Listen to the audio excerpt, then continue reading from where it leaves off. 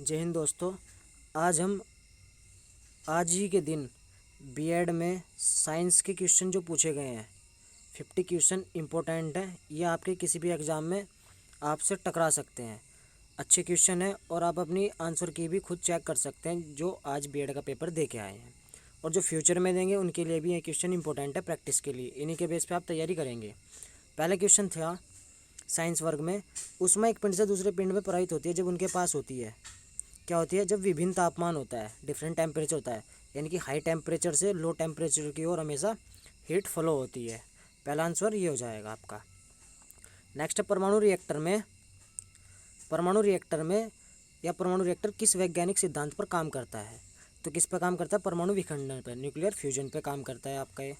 फिर नेक्स्ट है आर्द्रता मापी जाती है, यानी कि ह्यूमिडिटी किससे मेजर की जाती है? हाइग्रोमीटर से मेजर की जाती है। इंपॉर्टेंट क्वेश्चन है, निम्नलिखित में से किस विद्युत चुम्बकीय तरंग की तरंग दैर्ध्य अधिकतम होती है? यानी कि वेवलेंथ किसकी ज़्यादा होती है? ये होती है आपकी रेडियो तरंगे की, ठीक है ना, एक्सरे की नहीं, रेडियो की।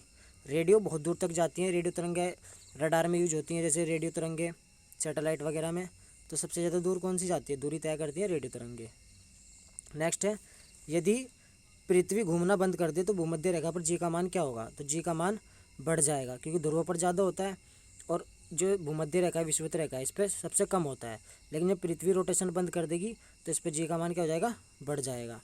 फिर नेक्स्ट है, ये पीडीएफ थोड़ा उल्टा हो गया है, चलो यहीं से कर देते हैं ना, स्टार्टिंग से।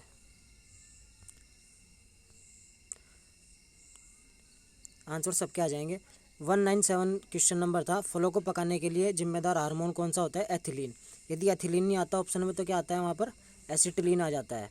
तो आप ये भी ध्यान रखेंगे, एथिलीन ना दिया हो तो एसिटिलीन होगा, जो कृत्रिम रूप से पकाता है एसिटिलीन। फिर नेक्स्ट है हमारा प्रकाश संश्लेषण की प्रक्रिया, प्रकाश अभिक्रिया की जगह है, यानी कहाँ पे होती है फोटोसिंथेसिस? तो स्ट्रोमा क्लोरोफिल में होती है।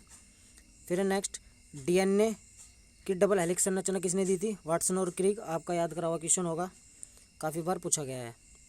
मेंडल के कार्यों की पुनः खोज की थी, किसने की थी? तो आपका कैल्स कोरेंस, ह्यूगो डी ब्राइज और एरिक वॉन शर्मक है। ये आंसर हो जाएगा आपका। फिर नेक्स्ट है, टेरिडोफाइटा क्या कहलाते हैं? तो बायोलॉजी में आ गया क्वेश्चन, टेरिडोफाइटा क्या कहलाते हैं? एम्फीबियन कहलाते हैं, पादप जगत के उभयचर कहलाते हैं, कि दोनों की प्रॉपर्टीज रखते हैं। फिर लैंडमार्क्स का जो रूल था, एक खाद्य श्रृंखला में एक पोषी स्तर से दूसरे पोषी स्तर तक ऊर्जा का अंतरण होता है, तो कितना होता है? 10% होता है। इसे 10% का लैंड्समान रूल्स कहते हैं, ठीक है, लैंड्समान रूल कहते हैं। आधारीय बीजांडसन पाया जाता है, तो बीजांडस किस में पाया जाता है? तो जो बेसल प्लेसेंटेशन है वो किस में पाई जाती है? एस्टेरेसी कुल के फैमिली है, जो फैमिली है उसमें पाई जाती है। नेक्स्ट है हमारा डाइकोट तने में वस्कुलर बंडल होते हैं, तो कैसे होते हैं? एक तो ओपन होते हैं, कोलेटरल होते हैं और एंडार्क होते हैं। तो ऑप्शन नंबर डी इसका सही आंसर हो जाएगा।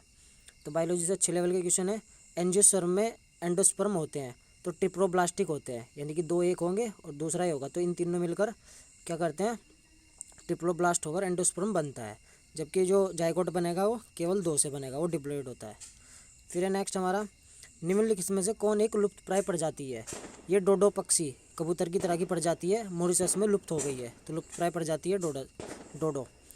राजाजी राष्ट्रीय उद्यान यानी कि उत्तराखंड में कहाँ किसके लिए प्रसिद्ध है? हाथी के लिए है। फिर फ्लेकवाइड साल किस में पाए जाते हैं? तो फ्लेकवाइड साल्स किस में फाउंड होते हैं? जो कार्टिलेज युक्त मछलियाँ होती हैं उनमें पाया जाता है, जैसे शार्क हो गई हमारी, ठीक है। ओमेगा 3 वसा अम्ल का सर्वोत्तम स्रोत क्या है? मछली के तेल, ठीक है, मछली में पाया जाता है ओमेगा 3 फैट के लिए। फिर है नीला हरा शैवाल जो लाल परस्फुटन का कारण है, इनकी blue green algae caused by red blooms is Trichodesmium के कारण लाल रंग होता है, यानी कि लाल सागर हो गया जैसे आपका। फिर हमारा निम्न में से कौन एक उड़ने वाला स्तनधारी है? स्तनधारी कौन सा है? चमगादड़ स्तनधारी होता है, ठीक है।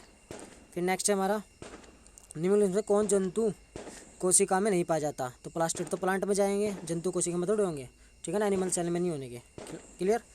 पाचन तंत्र में पाया जाने वाला ट्रिप्सिन एंजाइम कौन सा है? तो किस में पाया जाता है ट्रिप्सिन? अग्नाशय में। अग्नाशय से 3 एंजाइम लिखते हैं, लाइपेज, एमाइलेज, ट्रिप्सिन, ठीक है ना, लेट से याद करते हैं, लेट से।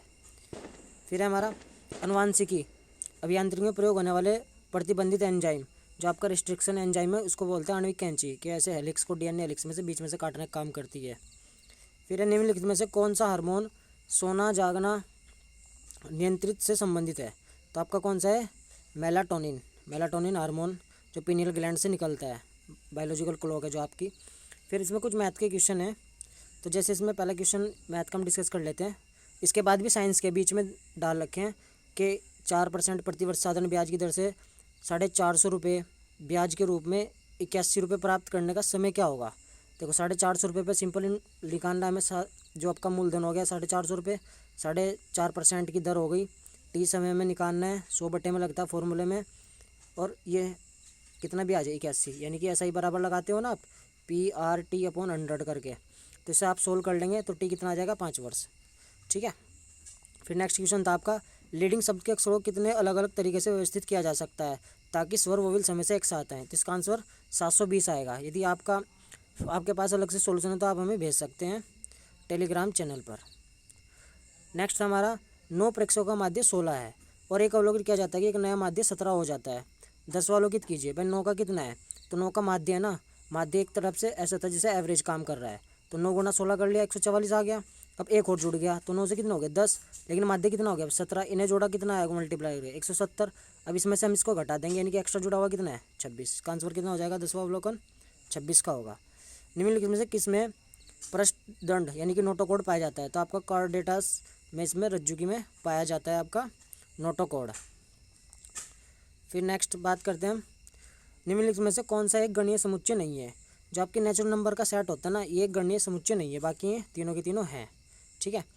इस क्वेश्चन पे आपको डाउट होगा और ये क्वेश्चन आपको क्लेम के लिए 1 नंबर भी मिल सकता है, या आपको इस पर यदि ऑब्जेक्शन डालने के लिए आए तो उसमें डाल सकते हैं, क्योंकि जब हम शंकु का CSA लगाते हैं तो πRL लगता है। पाई तो जुगा तो रखना है देखो 3 में।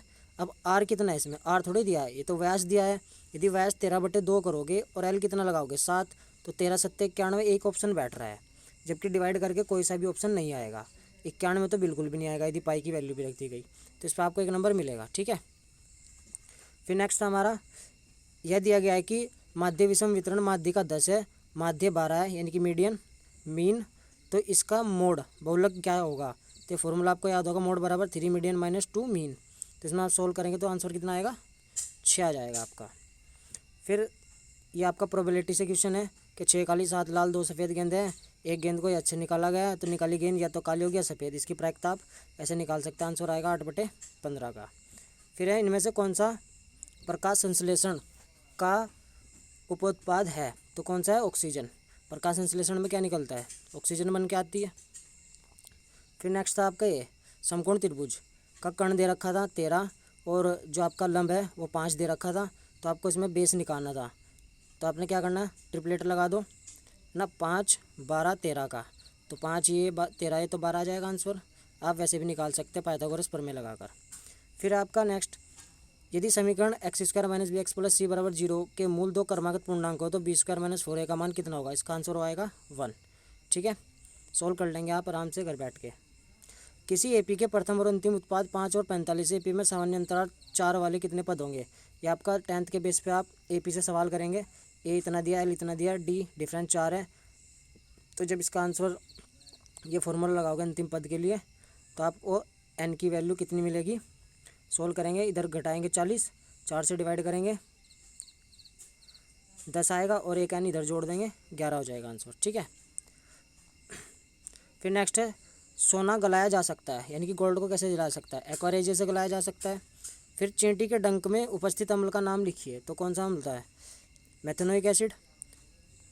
क्लोरीन का इलेक्ट्रॉन विन्यास, क्लोरीन कितना होता है? 17, 17 कितना 2 8 7, ये आंसर हो जाएगा आपका डी। सुक्रोज का फॉर्मूला C12H22O11। सिंपल क्वेश्चन भी है। सोडियम का लैटिन नाम, तो आप अदर के भी लैटिन नाम याद रखेंगे, इसका नेट्रियम होता है। फिर निम्नलिखित में कौन सी गैस अम्लीय वर्षा के लिए उत्तरदायी है? कौन सा कारण बनती है? देखो सल्फर के ऑक्साइड होते हैं, नाइट्रोजन के ऑक्साइड, बी और सी दोनों हो जाएगा आंसर। जल प्रदूषण की जांच की पहचान की जा सकती है, किससे पहचान की जा सकती है? पीएच द्वारा और कोलिफॉर्म दोनों के द्वारा की जा सकती है। आधुनिक रसायन का जनक किसे कहा जाता है? तो एंटोनी लॉरेंट लेवाजियर को आधुनिक रसायन का पिता कहा जाता है, यानी फादर कहा जाता है, फादर ऑफ केमिस्ट्री। जब किसी ठोस को सीधे गर्म किया जाता है सॉलिड से गैस में चला जाता है तो उसे क्या बोलते हैं, सब्लिमेशन, यानी कि उर्ध्वपातन। सिंपल क्वेश्चन है, काफ़ी बार पूछा भी गया है।